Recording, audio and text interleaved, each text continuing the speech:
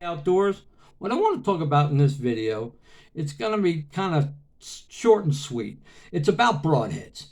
Uh, I know everybody's heard so much about them, but beat you to death with them. What to shoot, what not to shoot, and why they. But here's what I feel with ATG Outdoors. I'm not here to change your mind. I'm just here to help you make a decision. And here it is. The reason why I chose the broadhead that I do shoot is number one, I don't shoot a fixed head. The only reason I don't shoot a fixed head, and I'm not saying there's nothing wrong with fixed heads, the only reason I don't is I just don't have a lot of confidence in them. I just have a hard time to get, I might get two to fly great and one goes a little on a wonky side. And I just don't have a lot of confidence in it. If you do, shoot them. You got confidence in them, shoot them. That's what it's all about, is confidence in your equipment. So what did I decide to go to and why I determined why I chose this broadhead? The first thing I was looking at is the material that it's made out of, the quality of it. So I like the steel broadhead. I don't like the broadhead, with a flimsy tip. I just like what it was made of. I like a steel broadhead because I know it's got to do a lot of work. So that's why I went with the style broad and the quality of that broadhead. The second thing I went with was the diameter of the broadhead. I don't like a real big one. I used, the analogy why, I talk about the reason why they put a door handle as far away from the hinges as they can get it, because it's easier to open, it's easier to close. Same thing with a broadhead. The bigger the broadhead, the easier it is for it to deflect.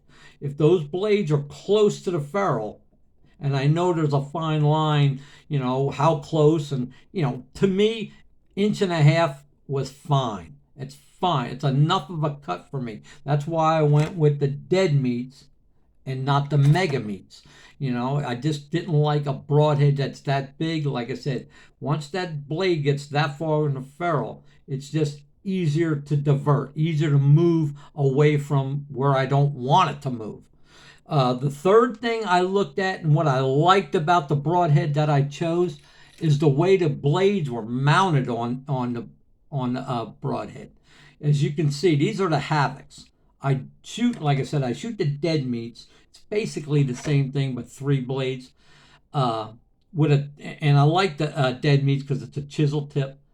But I like the way the blades are mounted on it. If this thing was to fail, if something happened, didn't open, still cutting, the blades are on the outside. That's what I like. I like that style where the blades are still going to perform.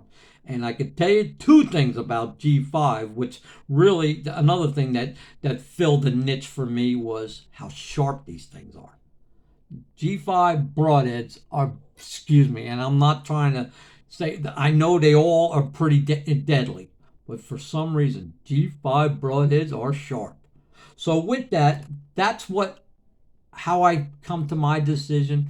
Like I said, I'm not here to change your mind. I'm here just to help you if you're looking at broadheads, to some of the things to think about. So with that, ATG Outdoors, real quick, got my Clemson Tiger hat on. Excuse me. So go Tigers. They play tomorrow night.